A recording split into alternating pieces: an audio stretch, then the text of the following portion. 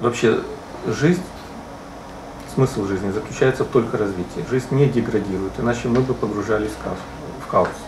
Мы развиваемся, и люди стремятся развиться, чтобы жить лучше, иметь хорошую машину, там, квартиру, работу, положение, но на самом деле это не ведет к удовлетворенности человека. Миллионы людей занимаются религиозными системами от христианства до кришнаизма только для того, чтобы стать лучше. Они стремятся быть лучше, но в первую очередь для того, чтобы жить в этой жизни лучше. А некоторые даже в загробной. Хотя я этого не понимаю.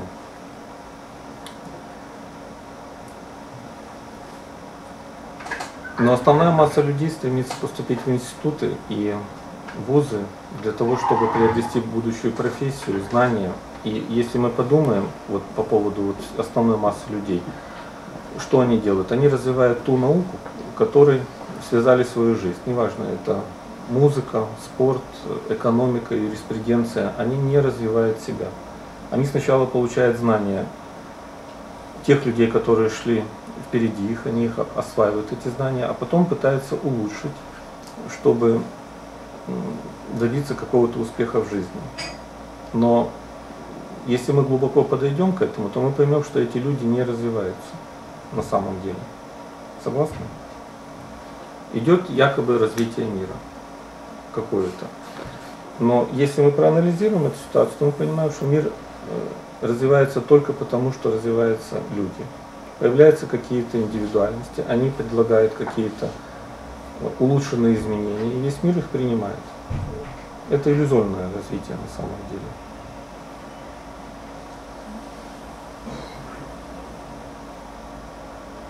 И что мы имеем? Мы на Земле накопили очень много знаний, но при этом у нас очень мало духовных знаний. Опять мы вернемся к началу. Когда мы задаем вопрос, что такое духовность, люди не могут ответить на этот вопрос. Я считаю, что духовное знание самое трудное на Земле. И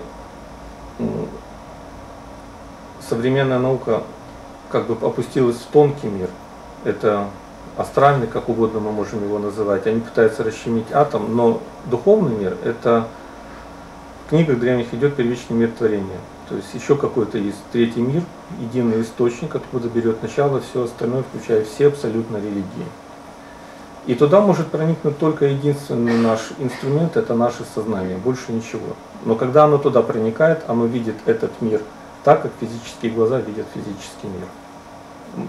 Люди не могут его увидеть, потому что оно загрязненное. Для этого существуют практики той же медитации. Когда человек уходит на какое-то время в горы, уединяется, он очищает свое сознание, и оно начинает воспринимать сначала тонкий мир, а потом сверхтонкий мир. Вот экстрасенсы, они воспринимают тонкий мир. Но по источникам, которые у нас осталось, можно понять, что за всю жизнь на Земле у нас только несколько книг, которые описывают первичный мир творения. Самые точные источники два – это Веды и египетская книга мертвых. Я в прошлый раз говорил, что египетская книга мертвых написана так, что взяли ребенка за руку и повели ему показать, что его ждет в том мире. То есть это очень простая книга, но если человек не видел тот мир, он не понимает вообще, что там изображено. Его надо принять, увидеть и осознать, то есть жить с этим знанием. 20 лет назад я увидел тот мир, поэтому 20 лет я пытаюсь его для себя в первую очередь расшифровать. Потом я понял, что написав эту книгу, она все равно сложна для людей. Я разговаривал с многими издателями, они говорят, надо нарисовать картину. Поэтому и были нарисованы вот эти арканы Таро. Я ничего там не увидел, кроме этих арканов. Вот они буквально и описывают этот духовный мир. Сейчас извините.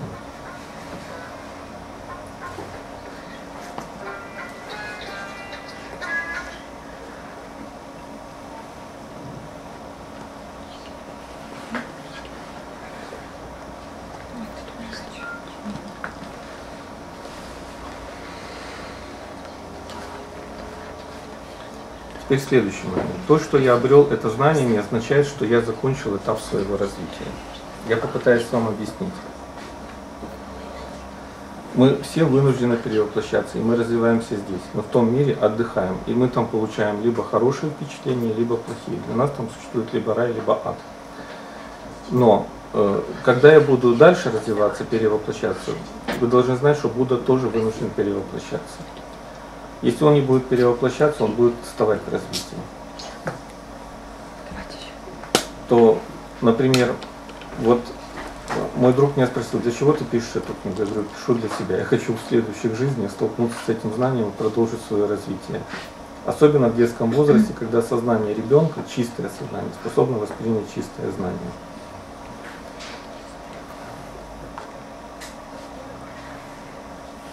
В первую очередь я это применяю на своих детях. Я пытаюсь, чтобы их сознание было очень чистое.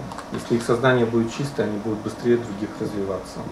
И я им объясняю, что зачем завидовать, зачем злиться, зачем гневаться. Обратите внимание на себя, и вы достигнете всего, чего вы хотите. Вам надо только подумать. Единственная частица от Бога у нас — это ум. Не согласны или согласны? Я в прошлый раз задавал вопрос, Бог относится к чувственному миру или умопостигаемому? Это вам вопрос. Бог относится к чему? К чувственному миру или умопостигаемому? Умопостигаемому? Наверное, ни к тому, и ни к другому. Это то, что человек не может вообще. Он имеет не осознать, цвет, не постигнуть, не он прочувствовать. Бог имеет цвет, форму, место обитания, вкус, запах.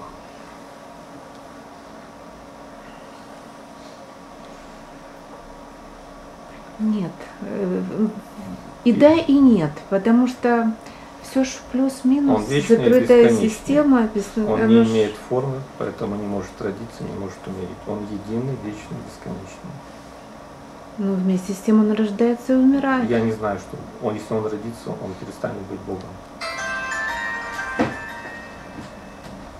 Он создает условия, чтобы проявляться через рождение и смерть. Я смерть. не понимаю, о чем вы говорите. Если он родится, он перестанет быть Богом. Ему надо удерживать весь космос в каком-то единстве.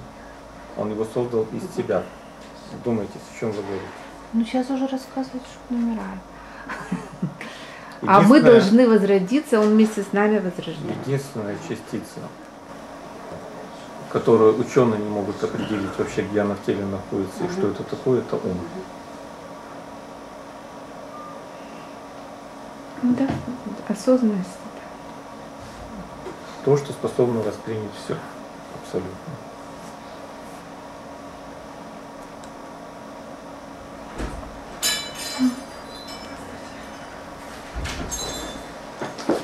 На самом деле, вот религии навязали людям какие-то стереотипы, настолько отключили им мозги, что я пришел к выводу в какой-то момент, что именно поэтому люди не хотят также внедряться в духовную сферу.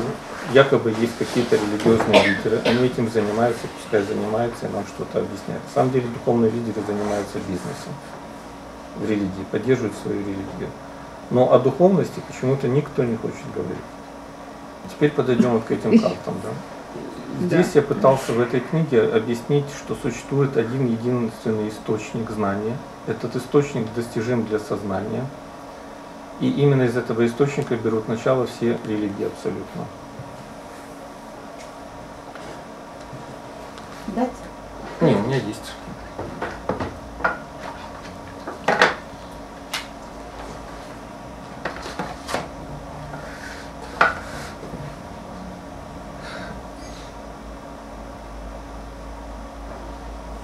Если есть источник знания, и люди его не достигли, они, конечно, могут поставить вопрос, насколько правильно и точно изображены эти карты. Но я считаю, что у всех есть ум, и прочитав книгу, они придут к выводу, насколько ложные или правдивые знания тут описаны. Поэтому в книге в этой я сделал такое резюме. Если я описываю какую-то из карт, то я тут включаю и остальные религии. Например, второй шаг – это аркан повешенный. Я даю анализ того, как он выглядит, потом я включаю сюда эзотерику, индуизм, скандинавскую мифологию, йогу, буддизм, греческую мифологию, руны, майя, египетскую книгу мертвых, книгу Амдуат, тибетскую книгу мертвых, индуизм, Упанишады и астрологию. И человек может сделать вывод, насколько все остальные религии совпадают. Единственное, что люди не знали, это не знали последовательности, как правильно это все объяснить. Уже видели кто-то картинки или нет? Да? Можно передать, чтобы все посмотрели. Итак, при первом взгляде на них они завораживают. Они очень красивые, необычные. Но возникает непонимание, что там изображено. Например, девушка, сверху дева, снизу змея. Многие мифологии ее описывают, и индусы утверждают, что даже такой народ жил на земле. Китайцы тоже. Но непонимание происходит все из-за того, что люди знают себя как материального человека, но как устроен его духовный мир тонкий, они не знают. И отсюда возникает непонимание. Но если, прочитав книгу «Знания правдивые», то можно признать, что и изображения эти тоже правдивые, несут определенный смысл. Я когда погрузился и пытался найти хоть какой-то источник, который объясняет этот тонкий мир, более-менее первая книга, которая мне попалась, это была «Тайная доктрина Блаватской». И я, честно говоря, обрадовался, что был еще человек, который увидел примерно то же самое. Ну, так и Розенкрейцер, это Блаватская, то же самое писали. Первую тайную доктрину, первый том. Космогенезис. Розенкрейцеры, я считаю, все-таки были полупосвященные. Потом мне попалась египетская книга мертвых, я был вообще в восторге, потому что она буквально объясняет по пятам, как развивается духовный человек. После этого я стал изучать Веды, Упанишады, тибетскую книгу мертвых, индейцев майя, и кроме этого я больше ничего не могу назвать, кто хоть как-то описывал тонкий мир. Систематизировав для себя эти знания, я и решил их описать. И допустим, вот если бы я начинал 20 лет назад, мне этой книги бы очень не хватало бы, потому что она буквально по полочкам раскладывает все эти знания и описывает именно, как устроен микрокосм человека. И я знаю точно так же, он устроен макрокосм.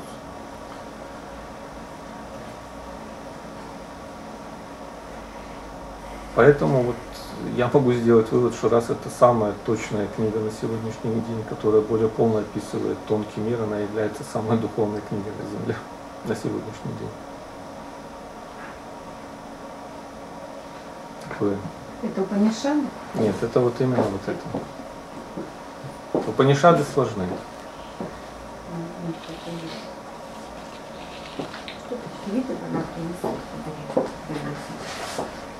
Упанишады — это тайная доктрина Вед.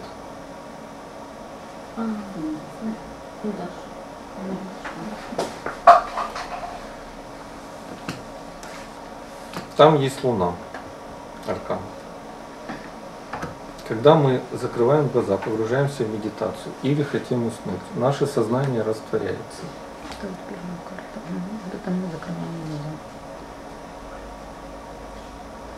Эго находится на вершине пирамиды. Пирамида — это дом души. Она есть у каждого человека.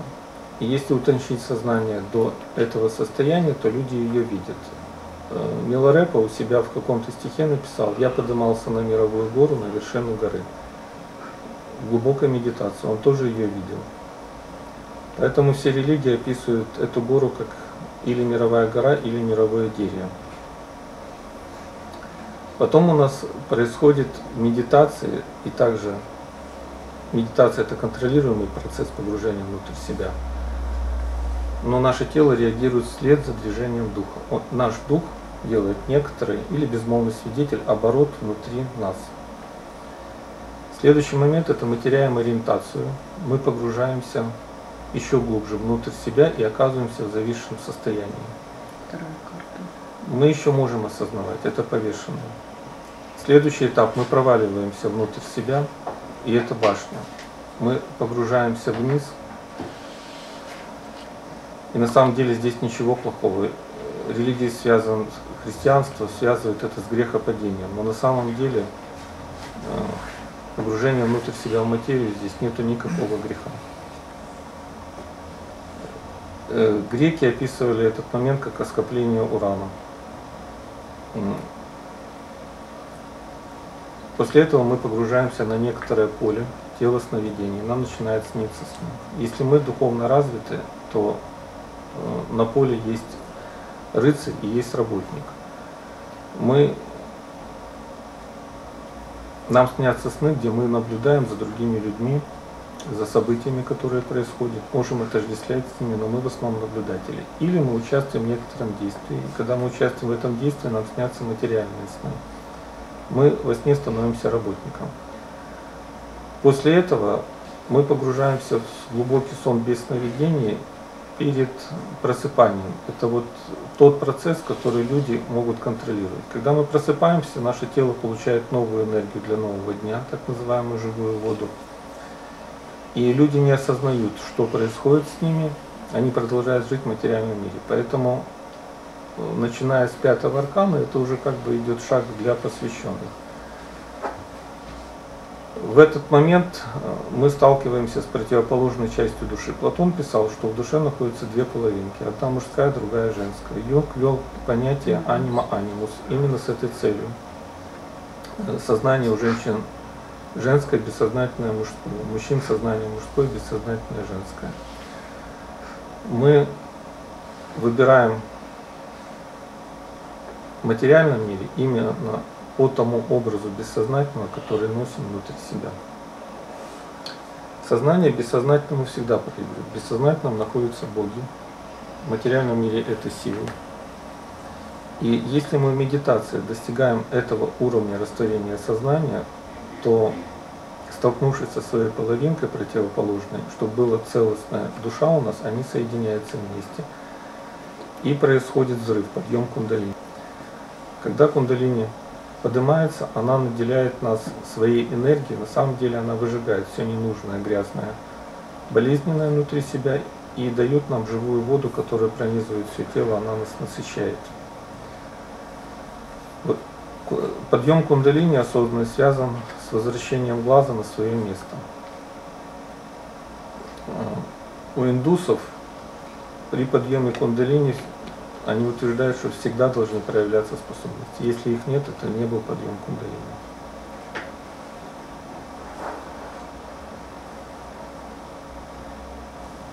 Потом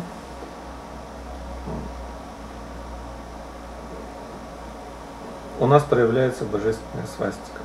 Свастика — это жернова небесного Бога, это символ блага. У индусов все браки происходят перед свастикой. И не индусы рассказывали буквально, что это за ритуал. Свастика объединяет полы. Мужчину и женщину делает целостными, и брак становится целостным.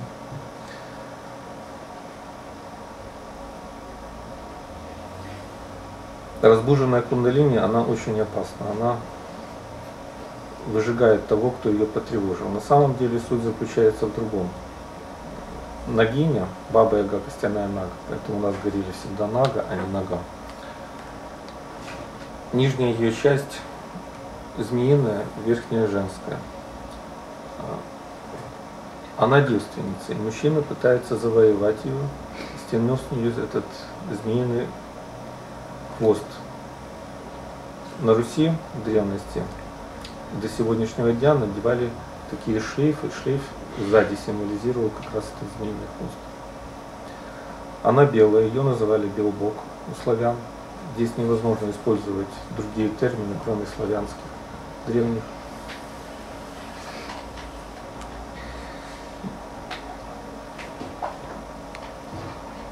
И змей в отместку от того, что у нее забрали эту деву, кидался вдогонку и пытался беглецов настичь.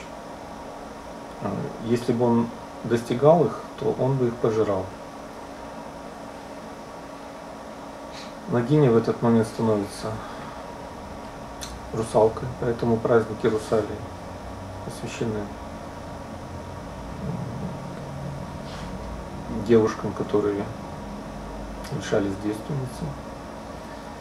И она в этот момент спасала мужчину, свою противоположную часть души, и выносила наверх. или созвездие Рыбы. Если человек утончил своего сознания, он видит, как у него образовалось светоносное тело. Это 9-е тело, 9-й аркан здесь. Это световид или саху, как его называли египтяне. И таким образом душа совершает свой круг, тело подчиняется движению духа или невидимого свидетеля. Если человек достигал этого состояния, то, как говорит египетская книга мертвых, кто увидел свою душу, то способен увидеть свою тень или козерога. Тень ввел понятие Юнг глубинной психологии, потому что без нее нельзя. Что это такое? Вы имеете мнение о себе. Попав в коллектив, ваше мнение может отличаться от мнения коллектива. Мнение коллектива всегда более правдиво. Люди чувствуют и видят на самом деле, что из себя представляет человек, как бы он ни играл. Если вы в спокойном состоянии будете стоять с человеком, который думает о вас плохо, вы это почувствуете всегда. Есть более глубинный процесс, это следующий шаг. Вот, козерог или наша тень. Если мы прочитаем египетскую книгу мертвых, там написано, что рога сути даются человеку, который может бороться от зла. Поэтому евреи так гордятся, что у Моисея были рожки. Это символ человека, достигшего 10-го шага по пути развития сознания. Человек, который достигает этого шага, он способен влиять на будущее, руководить материей. Это не плохой символ, это очень хороший символ. Здесь мы видим двух девушек. Это два потока сознания. Один направлен изнутри наружу, другой снаружи внутрь. Сверху сфинкс или великий стражник. У нас он был известен как Симарт, который испытывает тень человека. Она связана со всей кармой. Если у нас карма загрязненная, то, что мы дышим, это уже карма. То он не пропустит дальше по пути развития. Он станет стражником и будет против нас бороться.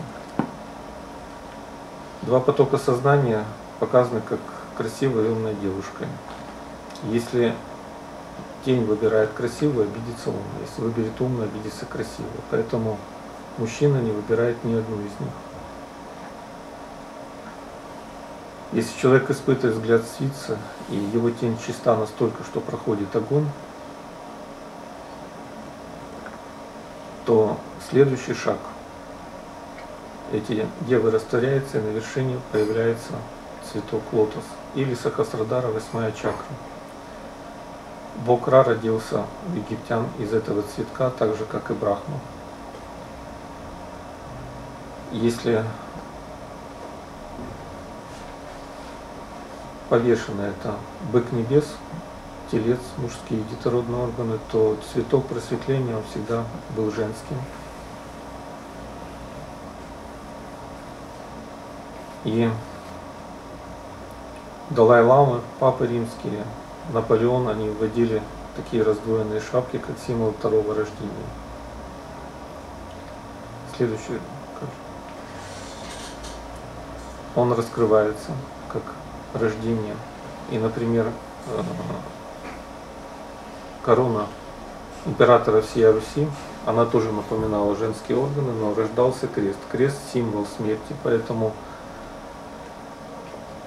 императорская чета российская была предрешена, так как они выбрали символ смерти.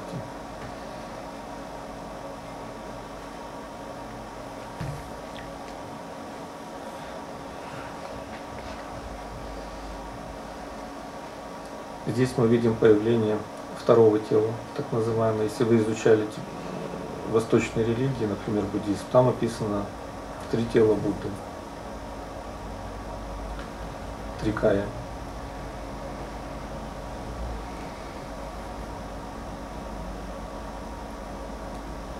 Это символ космоса.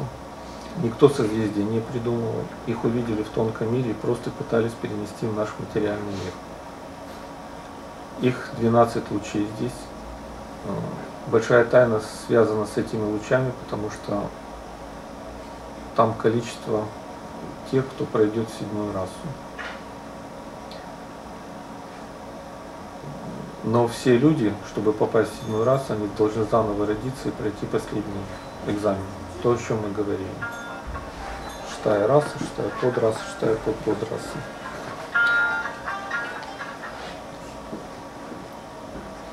Можешь показать еще раз Луну? Это алхимический эксперимент. Мы видим рог единорога, Луна. В Библии описано, что есть как хороший рог, так и плохой рог. Я сейчас не могу вспомнить, где это, но это говорит о том, что есть восходящая и нисходящая Луна.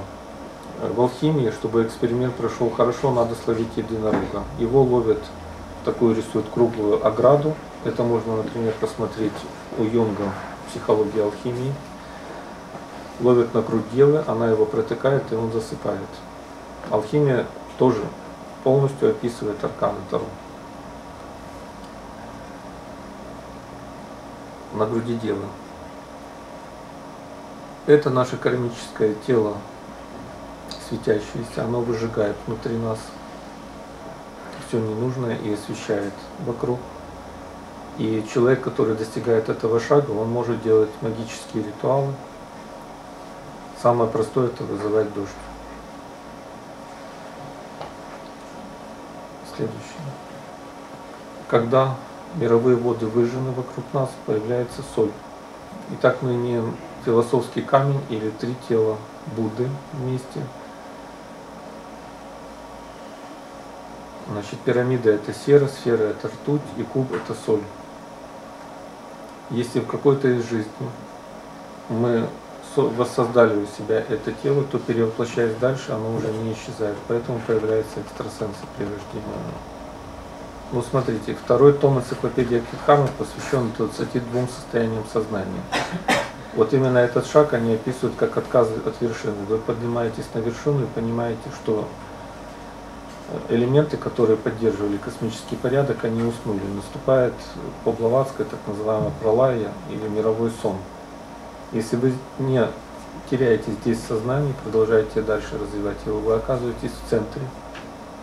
Следующий покажи, куба. Солнце выжило все, даже пирамиду, остался соль мудрости. Поэтому я эту карту называю как мудрец. В тибетской книге мертвых здесь выбор 6 направлений, где вы хотите дальше родиться. Это последняя оболочка тела. Когда полностью наступает ночь, если вы не засыпаете вместе с этой ночью, вы провалитесь в первичную материю. Она изображена на обложке, на рубашке. Мировая гора, под ней находится широкогрудая Гера, под ней Тартар туманный, страшный и ужасный, которого боятся даже боги. Или это место, где хвост великого змея.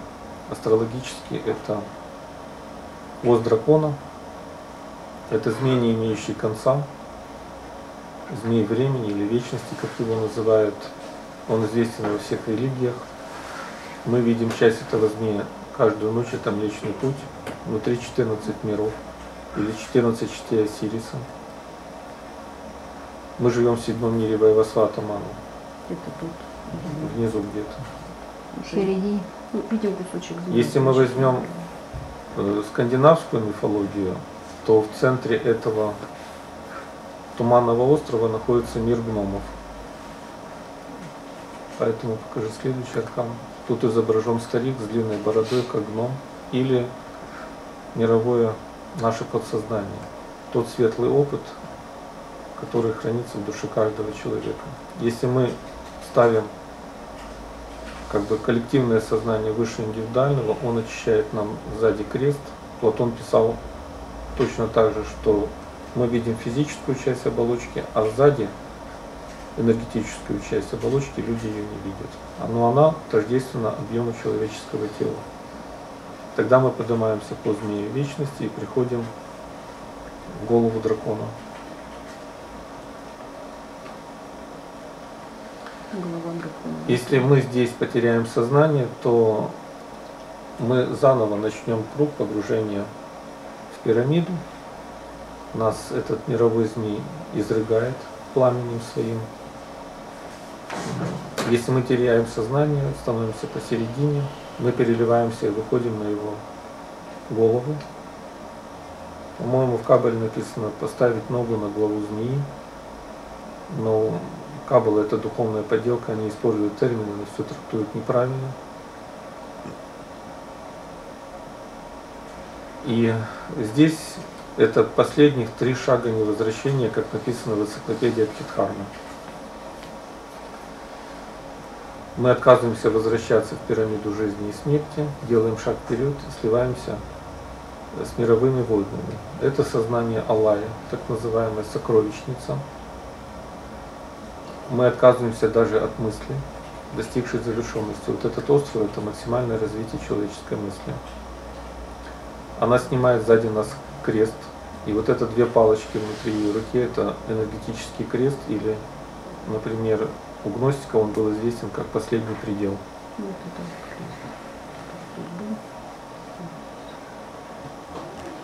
Нас заполняет полностью светом, и мы возвращаемся назад в материальный мир. И здесь вы видите танец Ямы или танец Шивы, самый знаменитый танец на Земле. Мы танцуем танец просветления, и наша душа достигает окончательного развития сознания. 22 шага развития сознания.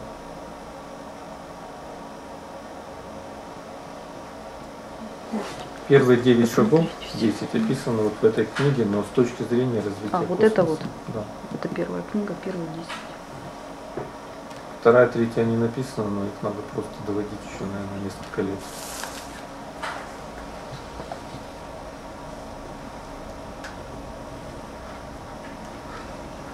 Все, можно вопрос? Я на самом деле очень поверхностно. Теперь приглуши. Теперь сложно что-то. Так а что делать с этими картами? Гадать? Или просто Ими можно смотреть? гадать. Или просто Можно гадать, можно помнить, медитировать. какие ступени, Любыми к чему картами можно стремиться? гадать. Нужно ли? Какое назначение? Они нам предсказывают прямо. Но Как я нам просто хотел поступать? показать, что они намного шире. Это просто ключ визуализации вот этого вот знания тонкого мира. А каждый может гадать, у каждого же разные. Я считаю, что сознания. каждый. Более Это того, как когда практическое применение. пытаемся Это их помощники. расшифровать и изучаем, мы на самом деле расширяем уровень своего Все собственного инструменты. сознания и смотрим на жизнь шире. А вот вы сказали перевоплощение. Все перевоплощаются здесь же, на Земле? На или Земле. в других мирах тоже? Мы все падшие ангелы, поэтому светлые ангелы против нас борются. Нас не пускают в космос и не пустят, пока мы не закончим этап своего развития. То есть все, кто здесь, обязательно еще раз вернутся сюда? И не раз. И на ту же территорию? Или... Нет, нет. Просто на Земле. А вот разница в том, где живут. Почему, допустим, есть более благополучные территории, есть менее? Связано с кармой. Ну, понятно. А если человек мигрирует, улучшил карму? Если он живет счастливо, я считаю, что у него хорошая карма. Если он себя ощущает. Да. А некоторые говорят, что это проклятие. Что именно? Что надо отдавать долги. Когда мы страдаем, болеем, значит, мы долги отдаем. Так как мы все падшие, все грешные, Мы можем болеть от надо неправильных мыслей. отдавать. Так что одни так говорят, пишут, Мы другие можем иначе. отдавать долги, можем не отдавать. А может быть, это просто следующий этап? Но нас карма просто заставляет отдать в какой-то момент свои долги. А болезни в основном из-за неправильных мыслей. Значит, понять, что мы неправильно живем, это получается для нас приходит болезнь. Нет, например, если мы обижаемся, сильно обижаемся, это ведет к раку. Или на нас кто-то держит обиду. Это ведет к чему? К раку. Ну да. Обиды. А как мы можем управлять тем, кто на нас держит или не держит? мы с ним связаны очень тесно тогда, да? То есть Да. все равно мы каким-то образом Возможно, в повлияли. прошлой жизни. Прошлое. Мы имеем симпатии, антипатии, это не связано с этой жизнью. Мы уже узнаем друг друга. Я считаю, что Путина в следующей жизни никто уже не будет избирать с собой руководителя. Мой отец, когда был в России депутатом, мне все время задал вопрос. Я говорю, объясни, у вас есть нефть, золото, металлы, алмазы, все у вас есть. Вы должны жить лучше, чем арабы. И при рождении ребенка огромную сумму денег каждый россиянин должен был получать.